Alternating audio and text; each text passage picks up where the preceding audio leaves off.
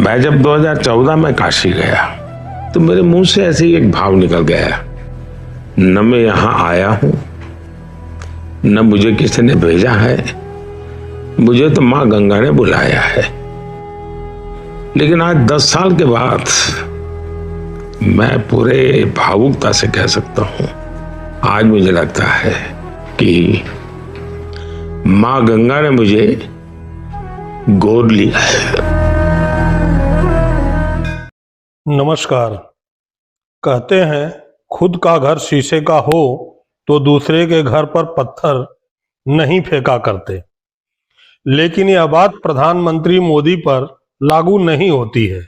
मोदी जी फेंकते ही रहते हैं। ताजा बयान सुनिए। दिल्ली को जिस आपदा ने घेर रखा है उसके पास कोई विजन नहीं है। ये कैसी आपदा है, इसका एक और उदाहरण हमारी यमुना जी है। यमुना नदी, अभी मैं ये स्वाभिमान फ्लैट के लाभार्थियों से बात कर रहा था यहां आने से पहले, तो मैंने उनको पूछा छठ पूजा कैसी रही। उन्होंने कहा साहब, सर पे हाथ फोड़ के कह रहे थे, साहब यमुना जी का हाल इतना खराब हुआ, अब हम तो छठ पूजा क्या करें, इलाके में ऐसा छोटा मोटा करके हम मां की क्षमा मांग लेते हैं। साथियों, आज 10 साल बाद ये कह रहे हैं, और बेशर्मी देखो, लाज शर्म का नामो निशान नहीं। यमुना की सफाई से वोट नहीं मिलते। अरे वोट नहीं मिलेंगे तो क्या यमुना को बेहाल छोड़ देंगे? यमुना जी की सफाई नहीं होगी तो दिल्ली को पीने का पानी कैसे मिलेगा? मोदी जी को यमुना जी की चिंता सताने लगी है। क्यों? क्योंकि दिल्ली में चुनाव है।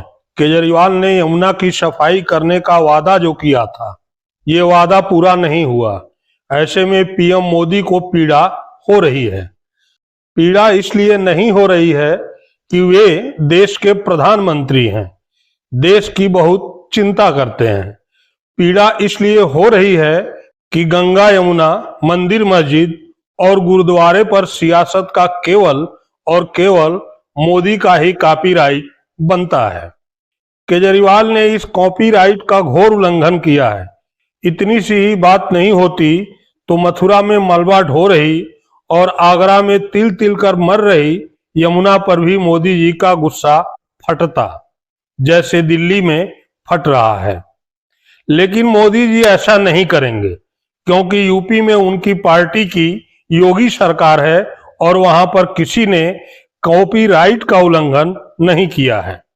मोदी जी यूपी की बात इसलिए भी नहीं करेंगे कि वहां वह गंगा जी के नाम पर पहले ही ढेरों सियासत कर चुके हैं। मोदी जी पहली बार काशी नामांकन करने पहुंचे तो बोले कि वह न तो आए हैं और न लाए गए हैं, उन्हें तो मां गंगा ने बुलाया है। मैं जब 2014 में काशी गया तो मेरे मुंह से ऐसे ही एक भाव निकल गया, न मैं यहां आया हूं न मुझे किसी ने भेजा है, मुझे तो मां गंगा ने बुलाया है। फिर क्या, गमछा ओढ़े काशी मोदी के लिए कारपेट बिछाने में जुट गई। इसी कारपेट को रौंदते हुए मोदी जी पीएम की कुर्सी पर जा बैठे। रिटर्न गिफ्ट के रूप में काशी को कुछ देना ही था तो नमामि गंगे का जुमला दे मारे। जुमला क्यों, ये मैं बाद में बताऊंगा।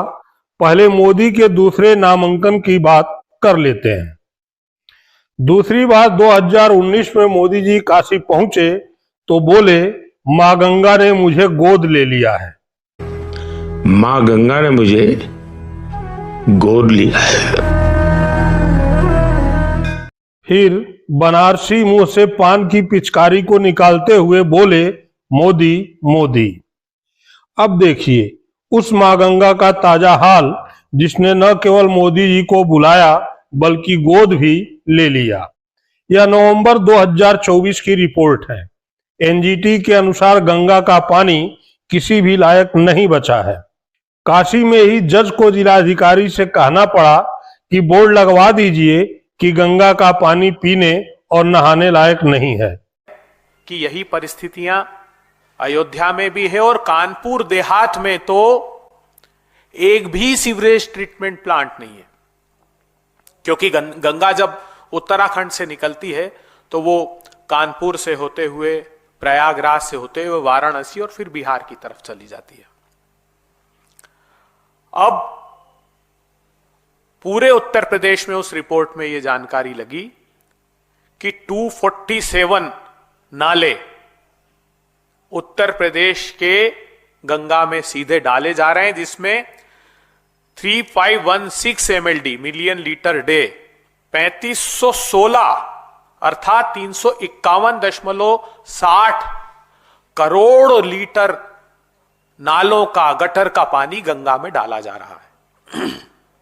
गंगा के किनारे जो रिवर फ्रंट के 16 शहर हैं, वहां पर 41 सीवरेज ट्रीटमेंट प्लांट हैं।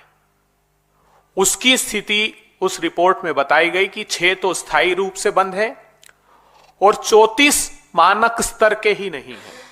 अर्थात उन 16 शहरों के 41 सीवरेज ट्रीटमेंट प्लांट से सिर्फ एक प्लांट ऐसा है जो मानक स्तर पर काम कर रहा है। यह बात बेहद हतप्रभ कर देने वाली है।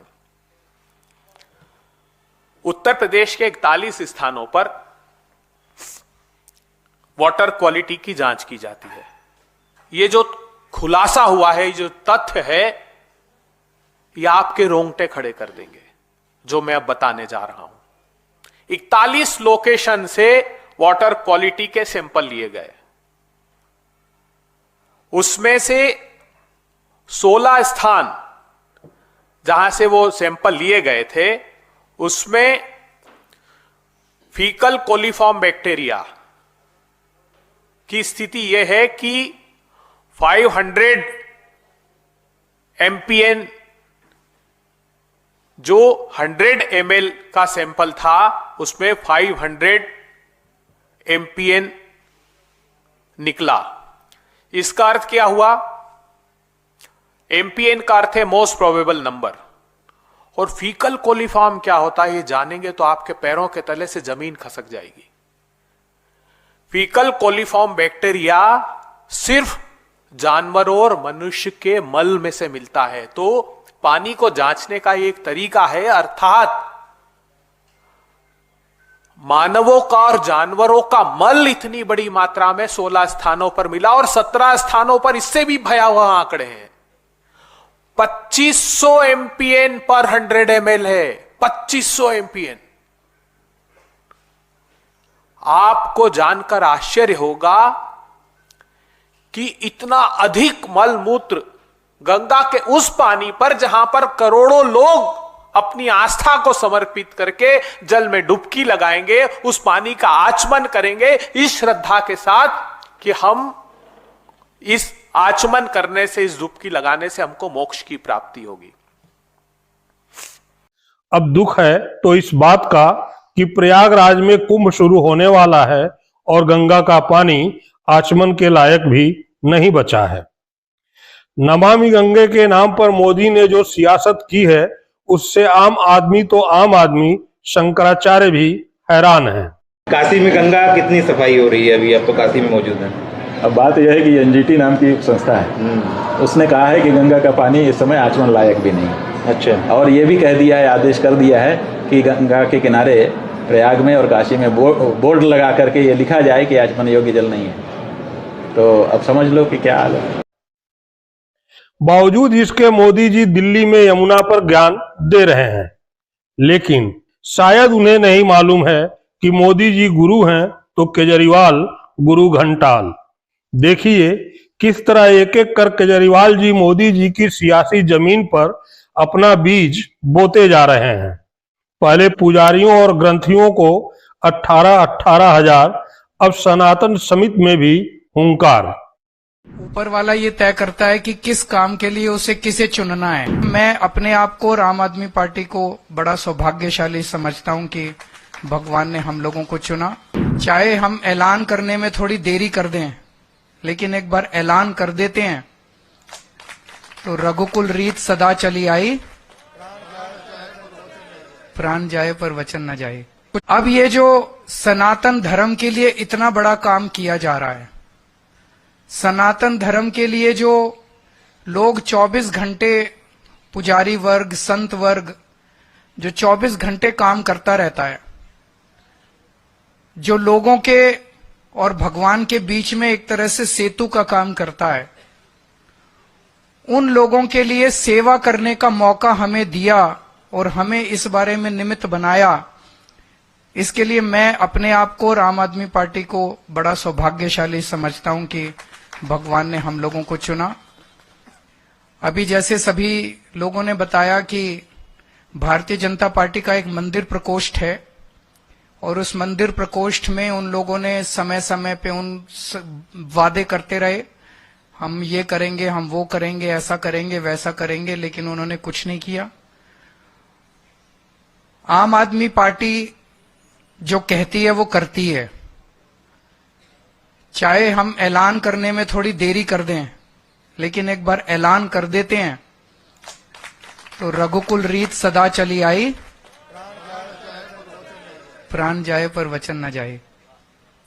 तो जो हम कह रहे हैं वो करेंगे और चुनाव के बाद इसको लागू करेंगे। आप लोगों का इसमें गाइडेंस रहेगा, सभी संतों का, सभी सनातन धर्म के लोगों का इसमें गाइडेंस रहेगा और उसी के हिसाब से हम इसको आगे लेके जाएंगे। जितने लोग आज इस कार्यक्रम में आए, जितने लोग ये कार्यक्रम देख रहे हैं, सारे टीवी चैनल यहाँ पे हैं, उन सब लोगों को मैं बहुत बहुत बधाई देता हूँ आज इसके लिए। और मैं समझता हूँ कि आम आदमी पार्टी के लिए ये बहुत बड़े सौभाग्य का पल है। बहुत बहुत शुक्रिया। मोदी जी इसी वजह से दिख रहे हैं काफी परेशान, वरना सालों से चला आ रहा है गंगा यमुना की सफाई का ये भद्दा मजाक। बहुत बहुत धन्यवाद।